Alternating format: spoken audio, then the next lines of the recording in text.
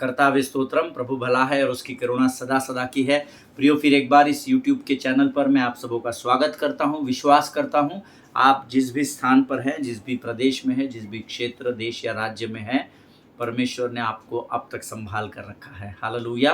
प्रियो, परमेश्वर का वचन कहता है, जितनों ने यहोवा की ओर दृष्टि लगाई उन्होंने ज्योति पाई और उनका मुख कभी भी काला ना होने पाया।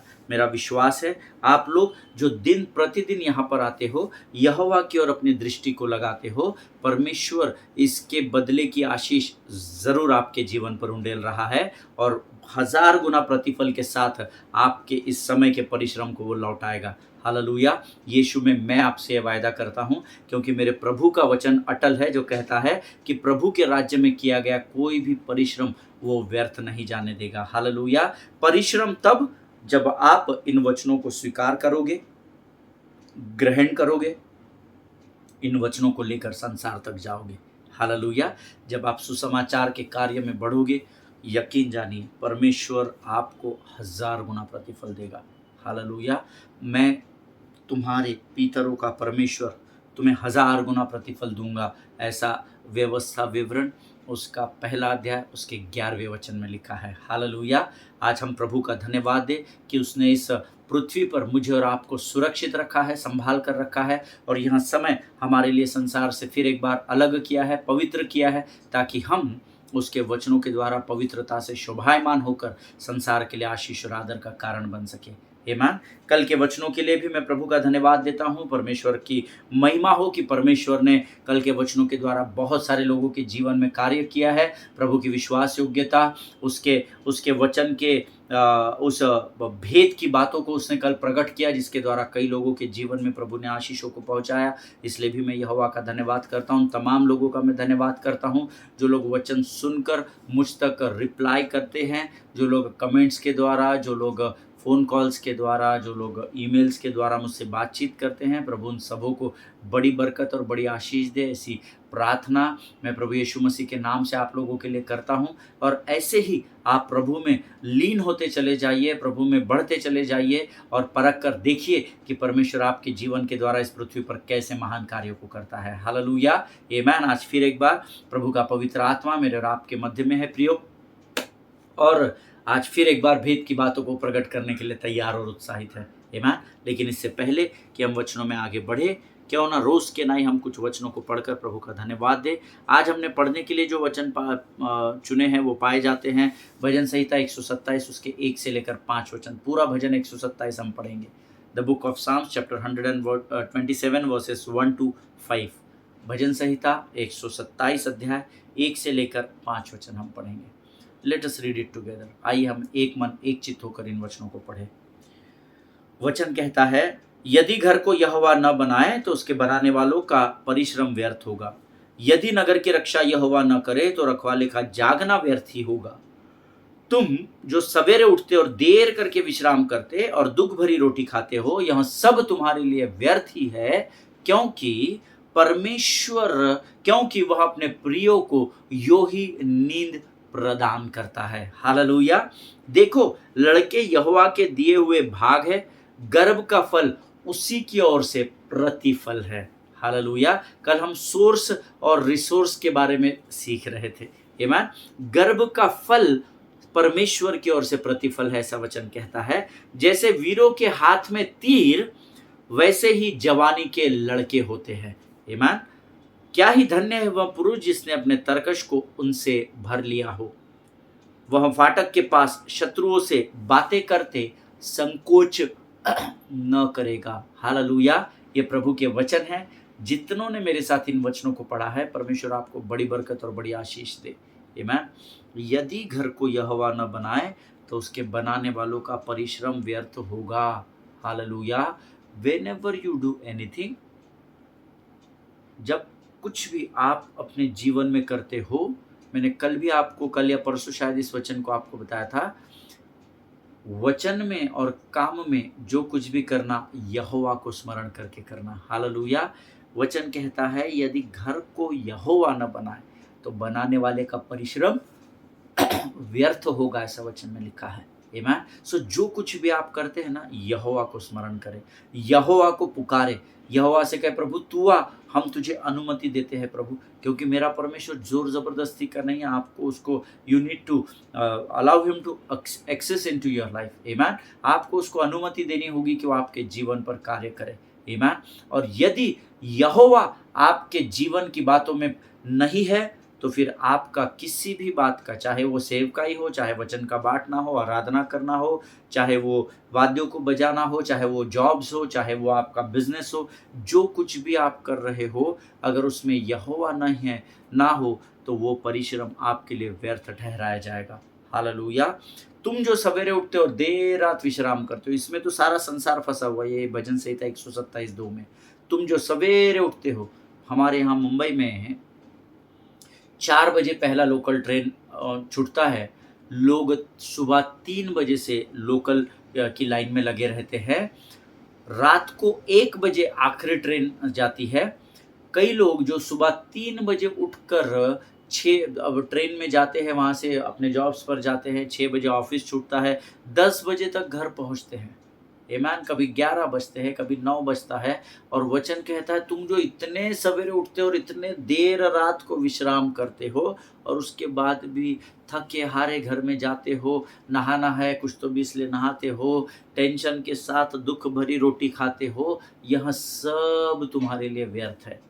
क्यों व्यर्थ है पास्टर साहब? क्योंकि उसके आगे वचन कहता है, क्योंकि वह अपने प्रेम करने वालों को यों ही नींद प्रदान करता है। हालेलुया। आमेन। सो फिर क्या हमने काम नहीं करना चाहिए? ज़रूर करना चाहिए, क्योंकि वचन तो ये भी सिखाता है कि आपको आलसी नहीं होना है। आलसी का घर तो टूट जाता है। आमेन। वो कुछ नहीं कर सकता है, ऐसा लिखा है ना? वचन में लिखा है, आलसी उन चींटियों के जीवन को तू जाँच कि कैसे वो अपने जीवन का रोज़ का प्रयोजन करती है। हालेलुया। सो फिर पास साहब आप ये भी बोल रहे हैं कि सवेरे उठते हो, देर रात विश्राम कर रहे हो, आप ये भी बात बोल रहे हैं। मैं आपको ये सिखाने की कोशिश कर रहा हूँ कि अगर आपके जीवन में यहोवा नहीं है, अगर आपके जीवन में परमेश्वर को प्रथम स्थान नहीं है, तो आपकी सुबह से रात तक की सारी मेहनत व्यर्थ हो जाएगी। क्योंकि यदि अगर घर को यहोवा न बनाए, तो आपका परिश्रम व्यर्थ ही होगा, ऐसा लिखा है। हालेलुया। सो परमेश्वर से प्रेम करो। आप काम करो, आप बिजनेस करो, आप आपके जॉब्स करो, there is no problem at all, no problem at all. But क्या आप इन सब बातों को करते समय यहोवा को प्रथम स्थान देते हैं क्या? क्योंकि जो यहोवा को प्रथम स्थान देगा, परमेश्वर उससे प्रेम करेगा, और वचन कहता है दुनिया में कुछ भी हो जाए, मैं अपने प्रेम करने वालों को यूं ही सुकून से नींद प्रदान करता हूँ। हालेलुया। देखो, लड़के यहोवा के दिए हुए भाग है, गर्भ का फल उसकी ओर से प्रतिफल है। हालेलुया। ना तो इज़राइल में किसी स्त्री का गर्भ गिरेगा, ना तो कोई बांझ रहेगी। अगर आज यहाँ पर कोई ऐसी बहन है जो मेरे वचन को सुन रही है, जो अपने जिनको अभी तक बच्चे नहीं है, संतान की प्राप्ति नहीं है, यकीन जानिए आप परमेश्वर के वचन पर विश्वास करें, इसी वर्ष अगले साल परमेश्वर आपकी कोख को भर देगा। हालेलुया। मुझे पता नहीं प्रभु ने मुझे बोलने के लिए क्यों कहा, but this is what the spirit of the Lord is saying. Hallelujah. वचन कहता है लड़के यहोवा का दिया हुआ भाग है। हालेलुया। तो अगर आज आपके परिवार में कोई बच्चे हैं, अगर आपके कलीसिया में कोई बच्चे संडे स्कूल में हैं, जवान बच्चे हैं, ये परमेश्वर की ओर से दिए हुए हैं। हालेलुया। इनको संभालना सीखिए, इनका पालन पोषण करना सीखिए। डेडिकेशन के टाइम सारा चर्च हाथ उठाकर कसम खाता है कि हम इनके अच्छे बुरे में इनके साथ खड़े रहेंगे, हम वायदा करते हैं, बाद में लोग भूल जाते हैं, अरे वो तो ऐसा करना पड़ता है, प्रथा है। नहीं, परमेश्वर का वचन प्रथा नहीं है। आमेन। ये कोई ट्रेडिशन नहीं है, ये जीवित वचन है। आमेन। इसका लिखने वाला जीवित है। आमेन। आगे वचन में लिखा है, जैसे वीरों के हाथ में तीर, वैसे ही जवानी के लड़के होते हैं। आमेन। जवान बच्चों को प्रभु के भय के वचनों को सिखाना बहुत ज़रूरी है। जवान बच्चों की सुधि लेना ज़रूरी है, क्योंकि वो समय है जब उनके पाँव लड़खड़ा जाते हैं। आमेन। संसार और शरीर की अभिलाषाएं उनको अपनी ओर आकर्षित करती है, अट्रैक्ट करती है। इसलिए बहुत ज़रूरी है कि हम अपने जवानों की ओर ध्यान लगा कर रखें, ताकि वे परमेश्वर के भय में बने रहें। हालेलुया। क्या ही धन्य है वो पुरुष जिसने अपने तरकश को ऐसे जवानों से भर लिया हो, वह फाटक के पास शत्रुओं से बातें करने को भी संकोच न करेगा। देखिए, जब आपके पास प्रभु की उपस्थिति होती है, प्रभु के वचन जब आपके विचार और आपके हृदय और आपके मुख में पाए जाते हैं, तो आप शत्रु का सामना करने से डरते नहीं हैं, इसलिए लिखा हुआ है। क्यों? क्योंकि वो यहाँ पर मल्ल युद्ध लहू और मांस से करते ही नहीं हैं, वो परमेश्वर के भय में अपने जीवन को बिताने के द्वारा ही विजय को प्राप्त कर लेते हैं। हालेलुया! परमेश्वर इन वचनों को समझने में मेरी और आपकी सहायता और मदद करे। ये समय है जब हम अपने सिरों को झुकाएंगे और अपना समर्पण हम परमेश्वर को करेंगे और इन वचनों के लिए धन्यवाद देंगे। Let us pray. खुदावन प्रभु यीशु मसीह के मीठे मधुर नाम के लिए हम तुझे धन्यवाद देते हैं राजा।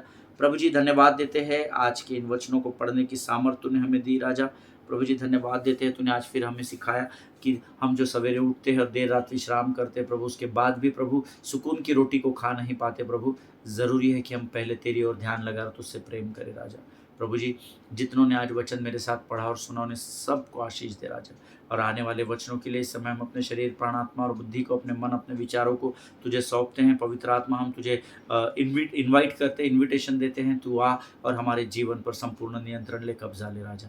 अपने आप को यीशु मसीह के लहू में सुरक्षित करते हैं। आगे का संपूर्ण समय हम तुझे सौंपते हैं प्रभु। विनती को धन्यवाद के साथ यीशु नासरी के नाम से मांगते, सुन और बड़ी दया से ग्रहण कर। आमीन आमीन। हालेलुया। परमेश्वर आप सबों को बड़ी बरकत और बड़ी आशीष दे। प्रभु का धन्यवाद हो इस सुंदर और पवित्र समय के लिए। हमने कल एलिया के विषय में कुछ अद्भुत बातों को सीखा था। बहुत सारे लोगों के जीवन में कल प्रभु ने काम किया और मैंने कल आपको बताया कि आपको झूठा दिलासा दिलाने वाले बहुत लोग आएंगे।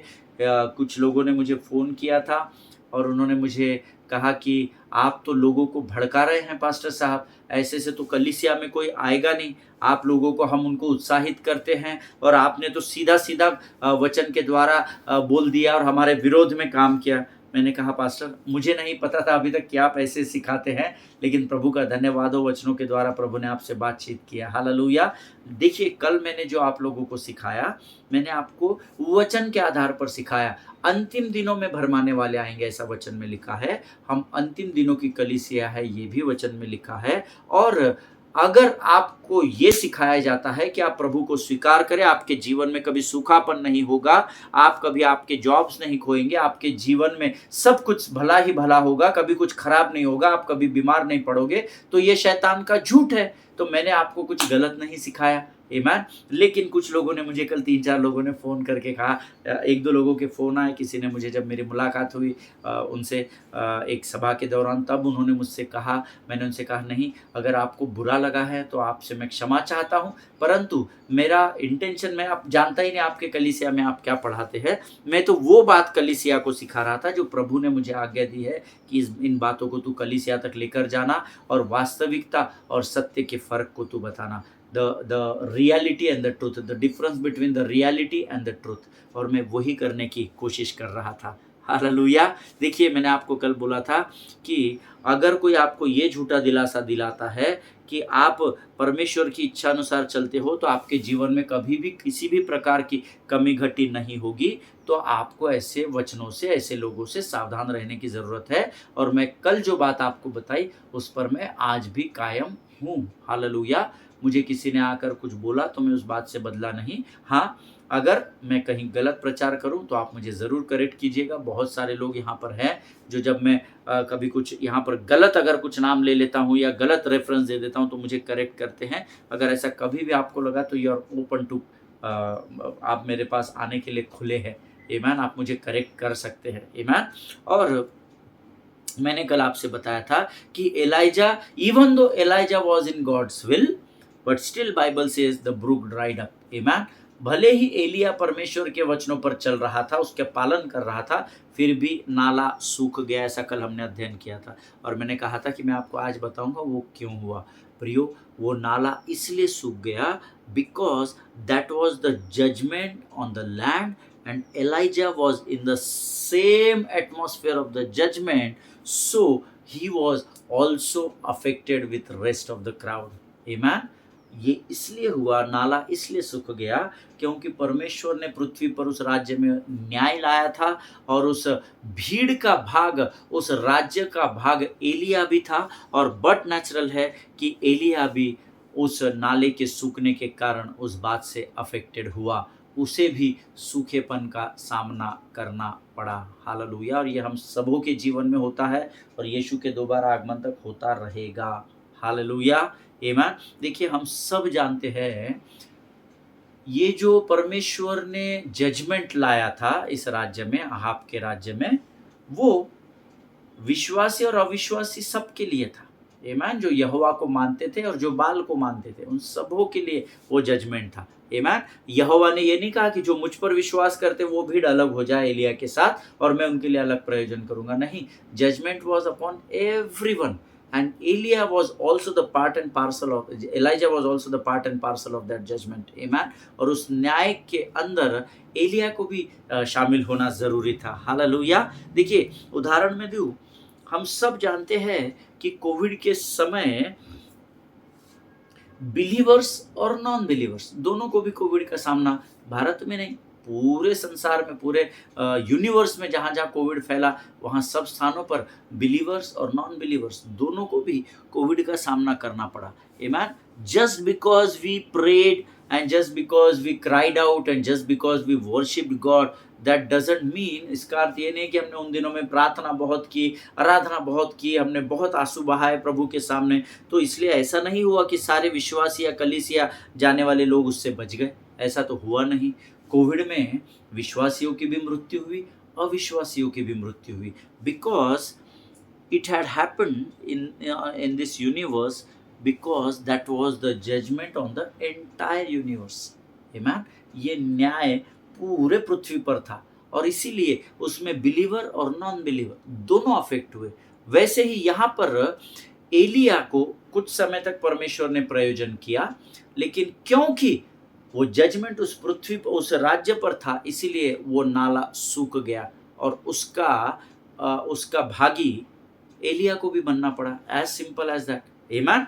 बट इसके आगे और बड़ी गहरी बातें हैं। And then if you move further, अगर आप, हमने कल 7वें वचन का अध्ययन किया था, let us open our Bible to the book of 1 king chapter 17 and verse 8। आमीन। पहला राजा 17 अध्याय उसका 8वां वचन हम सब लोग निकाल लेंगे। एक्चुअली आपको पता होना चाहिए हम इस अध्ययन पर है, तो आपने पहले से निकाल कर रखना चाहिए जब आप बाइबल अध्ययन के लिए बैठते हैं। 1 किंग चैप्टर 17 वर्स 8 सेज, तब यहोवा का यह वचन उसके पास पहुंचा। Then the word of the Lord came to him. देखिए, 7वें वचन में लिखा है नाला सूख गया, तुरंत 8वें वचन में जैसे ही नाला सूख गया, कुछ दिन तो प्रयोजन हुआ, उसके बाद जैसे ही नाला सूखा, फिर एक बार परमेश्वर का वचन एलिया के पास आए।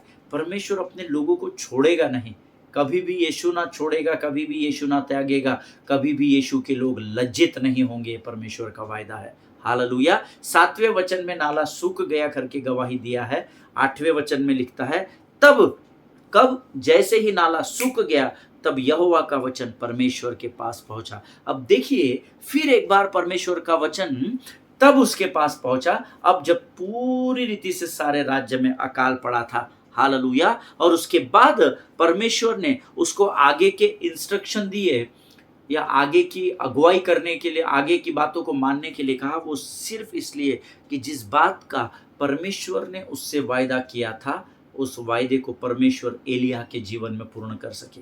अब क्या होता है, हम यहाँ पर प्रभु की आज्ञा मानते हैं, प्रभु हमें आशीष देता है, पर जैसे ही फिर एक बार सूखापन आता है, प्रभु फिर हमें एक आज्ञा देता है।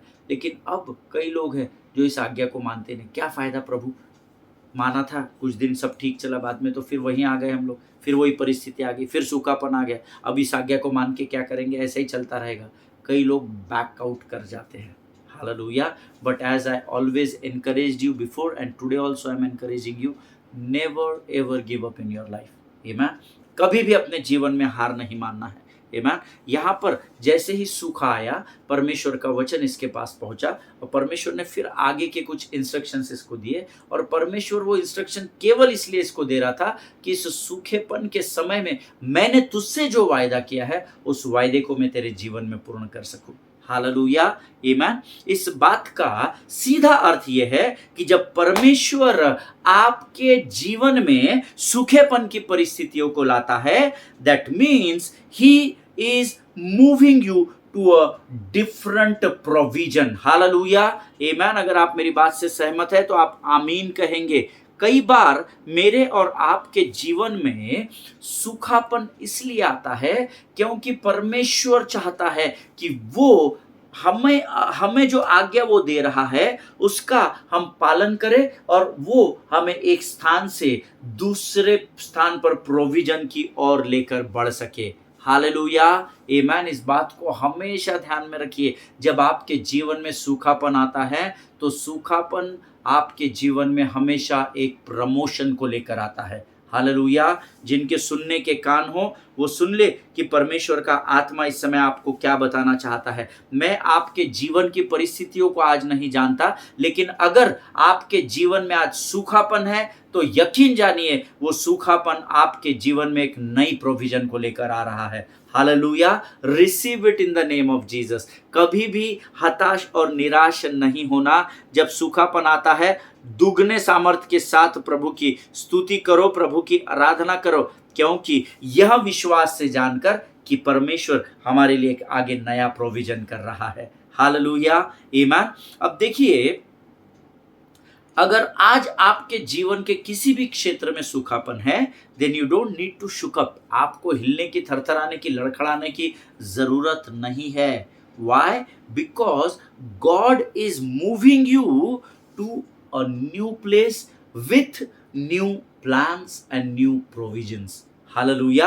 अगर आज आपके जीवन के किसी भी क्षेत्र में आप सूखापन का सामना कर रहे हैं, सूखेपन से होकर गुजर रहे हैं, अकाल की परिस्थिति से होकर गुजर रहे हैं, तो आपको मायूस और हताश होने की जरूरत नहीं, आपको लड़खड़ाने की जरूरत नहीं, क्योंकि परमेश्वर इस समय आपको एक स्थान से एक नए, इस सूखेपन के स्थान से एक नए स्थान की ओर, एक नई योजना और एक नए प्रोविजन के साथ लेकर जा रहा है। हालेलुया, आमीन। अगर आप इस बात को समझ गए तो आप जान लीजिए कि आपने पवित्र शास्त्र में बहुत सारी बातों को ग्रहण कर लिया। हालेलुया।